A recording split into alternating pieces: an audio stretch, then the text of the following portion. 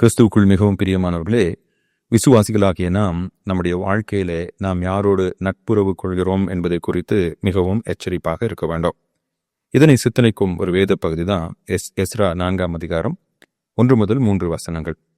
சிறையிருப்பிலிருந்து வந்த ஜனங்கள் இஸ்ரவேலின் தேவனாகிய கர்த்தருக்கு ஆலயத்தை கட்டுகிறார்கள் என்று யூதாவுக்கும் பென்யமீனுக்கும் இருந்த சத்துருக்கள் கேள்விப்பட்ட போது அவர்கள் செருபாபேலிடத்துக்கும் தலைவரான பிதாக்களிடத்துக்கும் வந்து, உங்களோடு கூட நாங்களும் கட்டுவோம், உங்களைப் போல நாங்களும் உங்கள் தேவனை நாடுவோம், இவ்விடத்துக்கு எங்களை வரப்பண்ணின அசிரியாவின் ராஜாவாகிய எசரத்தோன் நாட்கள் முதற்கொண்டு அவருக்கு நாங்களும் பலியிட்டு வருகிறோம் என்று அவர்களோட சொன்னார்கள்.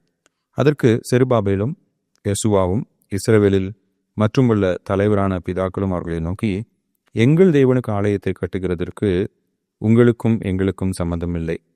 பெர்சியாவின் ராஜாவாகிய கோரேஸ் ராஜா எங்களுக்கு கட்டளையிட்டபடி நாங்களே இஸ்ரவேலின் தேவனாகிய கர்த்தருக்கு அதை கட்டுவோம் என்றார்கள்.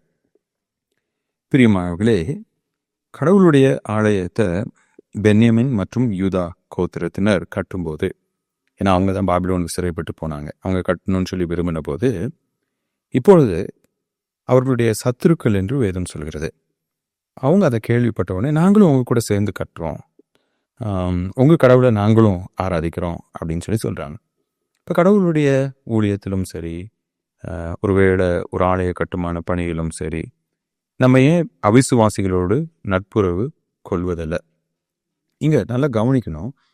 இந்த மக்கள் உங்கள் தேவனுக்கு ஆலயம் கட்டுவதற்கு உங்களோடு கூட நாங்களும் என்ன பண்ணுவோம், சேர்ந்து கொள்வோங்கிறாங்க.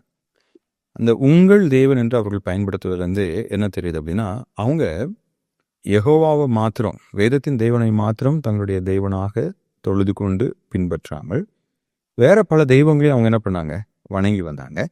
அந்த பல தெய்வங்களுக்கு கோயில் கட்டுவதை போல இந்த யெகோவாவுக்கு ஒரு கோயில் கட்டுவதற்காக நாங்கள் ஒத்தாசையாக வருகிறோம் அப்படின்னு சொல்லி சொன்னாங்க. ஆனால் 3ஆம் வசனத்தில் நல்லா கவனிங்க, இஸ்ரவேலின் தலைவர்கள் அதை நிராகரிச்சுட்டு அவங்க என்ன சொல்றாங்க அப்படின்னா, எங்கள் தேவனுக்கு நாங்கள் கட்டிக்குவோம், எங்களுக்கு பெர்சியா ராஜா எங்களை அனுப்பிச்சிருக்காரு, அதுக்காக தான் நாங்கள் கட்டிக்குவோம்.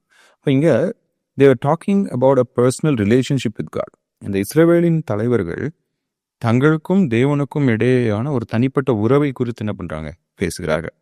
கிறிஸ்தவம் என்பது வெளிப்பிரகாரமான சடங்காச்சாரங்களை மையமாக கொண்ட மதம் அல்ல. மாறாக கிறிஸ்தவம் என்பது கடவுளுக்கும் மனிதனுக்கும் இருக்கின்ற தொடர்பு, அந்த தொடர்பின் விளைவாக ஏற்படுகின்ற ஒரு ஆவிக்குரிய முன்னேற்றம், அந்த தொடர்பின் விளைவாக ஏற்படக்கூடிய ஒரு தொழுகை, இதுதான் கிறிஸ்தவ வாழ்க்கை. இவங்க சொல்றாங்க எங்கள் தேவனுக்கு. அப்ப தேவனோடு தங்களுக்கு ஐக்கியம் இருந்ததையும் தேவனோடு தங்களுக்கு தொடர்பு இருந்ததையும் அவங்களால உணர முடிகிறது. அவங்க சொன்னாங்க, உங்களோட சேர்ந்து நாங்கள் இதை கட்ட போறதில்லை, we don't want your help. எனவே எனக்கு அன்பானவர்களே, நாம் உலகில் உள்ள எல்லா மனிதரோடும் நட்புறவில் இருக்க வேண்டும், எல்லாருக்காகவும் ஜெபம் பண்ணணும், அவங்களுக்கு ஒரு கஷ்டம்னா நம்ம ஓடி சென்று அவர்களுக்கு உதவி செய்யணும், இதெல்லாம் எந்த தவறுமே இல்லை.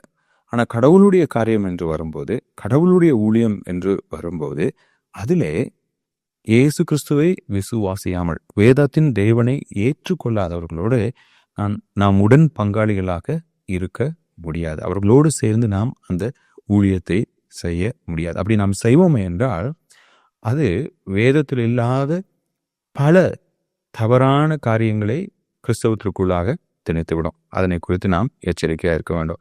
எனவே நம்முடைய தனிப்பட்ட வாழ்க்கையாக இருந்தாலும் சரி, சபையாக இருந்தாலும் சரி, ஊழியமாக இருந்தாலும் சரி, நாம் எப்பொழுதும் அவிசுவாசிகள் மீது அன்பு செலுத்தி அவர்களுக்கு பாராட்ட வேண்டிய அன்பை பாராட்டி அவர்களுக்கு செய்ய வேண்டிய உதவிகளை செய்து கிறிஸ்துவின் சுவிசேஷத்தை அவர்களுக்கு அறிவிக்க கடமைப்பட்டிருக்கிறோம்.